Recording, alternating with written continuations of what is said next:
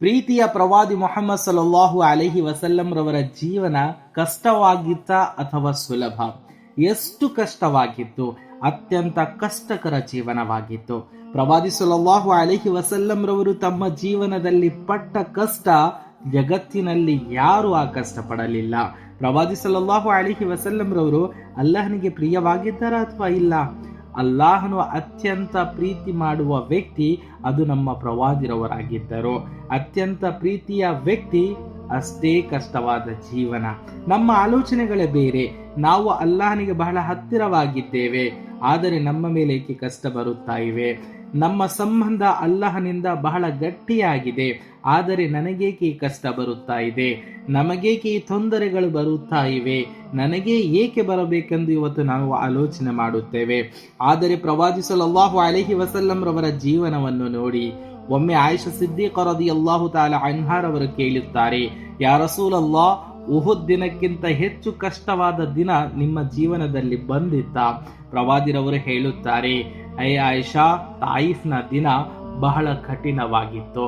Taif ಪಟ್ಟಣದಲ್ಲಿ ಏನಾಯಿತು ಗೊತ್ತಾ? ಪ್ರವಾದಿ ಸಲ್ಲಲ್ಲಾಹು ಅಲೈಹಿ ವಸಲ್ಲಂ ರವರು ಮಕ್ಕಾದ ನಿವಾಸಿಗಳ ಮುಂದೆ ಧರ್ಮ ಪ್ರಚಾರವನ್ನು ಮಾಡಿದಾಗ ಅವರು ಪ್ರವಾದಿ ಸಲ್ಲಲ್ಲಾಹು ಅಲೈಹಿ ವಸಲ್ಲಂ ರವರ ಮಾತನ್ನು ಕೇಳಲಿಲ್ಲ. ಮಕ್ಕಾದಿಂದ ಹೋಪ್ಲೆಸ್ ಆಗಿ ಪ್ರವಾದಿ ಸಲ್ಲಲ್ಲಾಹು ಅಲೈಹಿ ವಸಲ್ಲಂ ರವರು ತಾಯಿಫ್ ಪಟ್ಟಣಕ್ಕೆ ಪ್ರಯಾಣ ಬೆಳೆಸುತ್ತಾರೆ. ಅಲ್ಲಿಯಾದರೂ ನನ್ನ ಮಾತನ್ನು ಕೇಳಬಹುದು. ಪ್ರವಾದಿರವರು ತಾಯಿಫ್ಗೆ ಹೋಗುತ್ತಾರೆ. ಅಲ್ಲಿ ಇಸ್ಲಾಂ ಧರ್ಮದ ಬಗ್ಗೆ ಪ್ರಚಾರ ಮಾಡುತ್ತಾರೆ.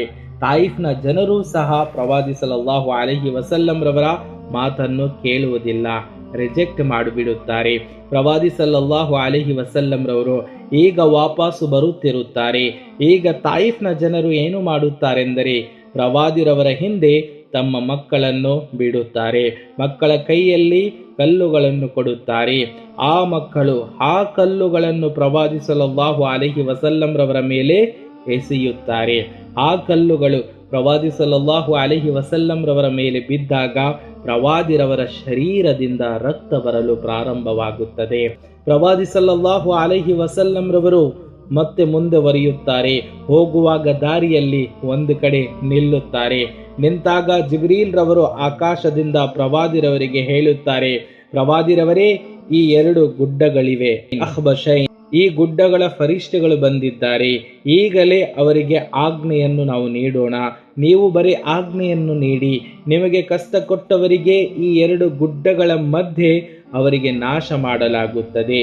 ಈಗ ಪ್ರವಾದಿ ಸಲ್ಲಲ್ಲಾಹು ಅಲೈಹಿ ವಸಲ್ಲಂ ರವರು ಹೇಳುತ್ತಾರೆ, ಇಲ್ಲ, ಬೇಡ, ಇವತ್ತು ನನ್ನ ಜೊತೆ ಈ ರೀತಿ ಮಾಡುವವರ ಮಕ್ಕಳು ಮುಂದೆ ಬರುವ ಇವರ ಮಕ್ಕಳು ಲಾ ಇಲಾಹ ಇಲ್ಲಲ್ಲಾ ಎಂದು ಹೇಳುತ್ತಾರೆ ಎಂದು ನಾನು ಭಾವಿಸುತ್ತೇನೆ. ಪ್ರೀತಿಯ ಸಹೋದರರೇ, ಇನ್ನೊಂದು ಸಾರಿ ಇದೇ ರೀತಿ ಉಹದ್ ಯುದ್ಧದ ಸಮಯದಲ್ಲೂ ಪ್ರವಾದಿ ಸಲ್ಲಲ್ಲಾಹು ಅಲೈಹಿ ವಸಲ್ಲಂ ರವರ ಹಲ್ಲುಗಳನ್ನು ಶಹೀದ್ ಮಾಡಲಾಗಿತ್ತು. ಪ್ರವಾದಿ ಸಲ್ಲಲ್ಲಾಹು ಅಲೈಹಿ ವಸಲ್ಲಂ ರವರ ಮುಖ ರಕ್ತದಿಂದ ತುಂಬಿ ಹೋಗಿತ್ತು. ಆಗ ವೈರಿಗಳಿಗೆ ಶಾಪ ಹಾಕಿ ಎಂದು ಹೇಳಿದಾಗ ಪ್ರವಾದಿ ಸಲ್ಲಲ್ಲಾಹು ಅಲೈಹಿ ವಸಲ್ಲಂ ರವರು ಹೇಳಿದ್ದು ಏನು? ಅಲ್ಲಾಹುಮ್ಮ ಗ್ಫಿರ್ ಲಿ ಕೌಮಿ ಫಇನ್ನಹುಂ ಲಾ ಯಅಲಮೂನ್. ಓ ಅಲ್ಲಾಹನೇ, ನನ್ನ ಅನುಯಾಯಿಗಳಿಗೆ ಕ್ಷಮಿಸು, ನಾನು ಯಾರು ಎಂದು ಇವರಿಗೆ ಗೊತ್ತಿಲ್ಲ. ಪ್ರೀತಿಯ ಸಹೋದರರೇ, ಆಲೋಚಿಸಿ, ಇಮ್ಯಾಜಿನೇಷನ್ ಮಾಡಿಕೊಳ್ಳಿ. ಒಬ್ಬ ಪ್ರವಾದಿರವರು ತಮ್ಮ ಇಡೀ ಜೀವನ ಧರ್ಮಕ್ಕಾಗಿ ಮುಡುಪಾಗಿಟ್ಟು ತಮ್ಮ ಮನೆಯವರನ್ನು ಬಿಟ್ಟು ಹುಟ್ಟಿದ ಊರು ಮಕ್ಕಾವನ್ನು ತೊರೆದು ಒಬ್ಬ ವ್ಯಕ್ತಿಯ ಮುಂದೆ ಬಂದು ಸತ್ಯವನ್ನು ಹೇಳುತ್ತಾ ಇದ್ದಾರೆ. ಅವರ ಒಳ್ಳೆಯುವುದಕ್ಕೆ ಹೇಳುತ್ತಾ ಇದ್ದಾರೆ, ನರಕದ ಅಗ್ನಿಯಿಂದ ಉಳಿಸುತ್ತಾ ಇದ್ದಾರೆ. ಆದರೆ ಅವರಿಗೆ ಈ ರೀತಿ ತೊಂದರೆಗಳನ್ನು ಕೊಡುತ್ತಾ ಇದ್ದಾರೆ. ಆದರೆ ಪ್ರವಾದಿರವರ ಪಾಸಿಟಿವ್ನೆಸ್ ನೋಡಿ, ಅಲ್ಲಾಹನೇ, ಇವರಿಗೆ ಕ್ಷಮಿಸಿಬಿಡು, ನಾನು ಯಾರು ಎಂದು ಇವರಿಗೆ ಗೊತ್ತಿಲ್ಲ. ಇವರ ಮುಂದಿನ ಬರುವ ಮಕ್ಕಳು ಕಲ್ಮವನ್ನು ಓದುವವರಾಗುತ್ತಾರೆ, ಕಲ್ಮವನ್ನು ಓದಬಹುದು ಎಂದು ನಾನು ಭಾವಿಸುತ್ತೇನೆ ಎಂದು ಅವರಿಗಾಗಿ ದುಆ ಮಾಡುತ್ತಾರೆ. ಇದೇ ಅಲ್ವಾ ಪಾಸಿಟಿವ್ನೆಸ್? ನೆಗೆಟಿವ್ ಆಗಿದ್ದರೆ ಆಗಲೇ ಪ್ರವಾದಿರವರು ಹೇಳುತ್ತಾ ಇದ್ದರು, ಇವರಿಗೆ ನಾಶ ಮಾಡಿಬಿಡಿ ಅಂತ. ಆಲೋಚನೆ ಮಾಡಿ, ಪ್ರವಾದಿ ಸಲ್ಲಲ್ಲಾಹು ಅಲೈಹಿ ವಸಲ್ಲಂ ರವರ ಗ್ರೇಟ್ನೆಸ್ ಹೇಗಿತ್ತು, ಅವರ ಮೈಂಡ್ ಸೆಟ್ ಹೇಗಿತ್ತು, ಎಷ್ಟು ಸಕಾರಾತ್ಮಕವಾಗಿ ಅವರು ಆಲೋಚನೆ ಮಾಡುತ್ತಾ ಇದ್ದರು. ಯಾವತ್ತು ಪ್ರವಾದಿ ಸಲ್ಲಲ್ಲಾಹು ಅಲೈಹಿ ವಸಲ್ಲಂ ರವರು ನಕಾರಾತ್ಮಕವಾಗಿ ಆಲೋಚನೆ ಮಾಡಿಲ್ಲ. ಇಷ್ಟು ಜೀವನದಲ್ಲಿ ಕಷ್ಟವಿದ್ದರೂ ಸಹ ಪ್ರವಾದಿ ಸಲ್ಲಲ್ಲಾಹು ಅಲೈಹಿ ವಸಲ್ಲಂ ರವರು ಅಲ್ಲಾಹನ ಮುಂದೆ ಒಂದು ದಿನ ಸಹ ದೂರನ್ನು ಹೇಳಿದವರಲ್ಲ.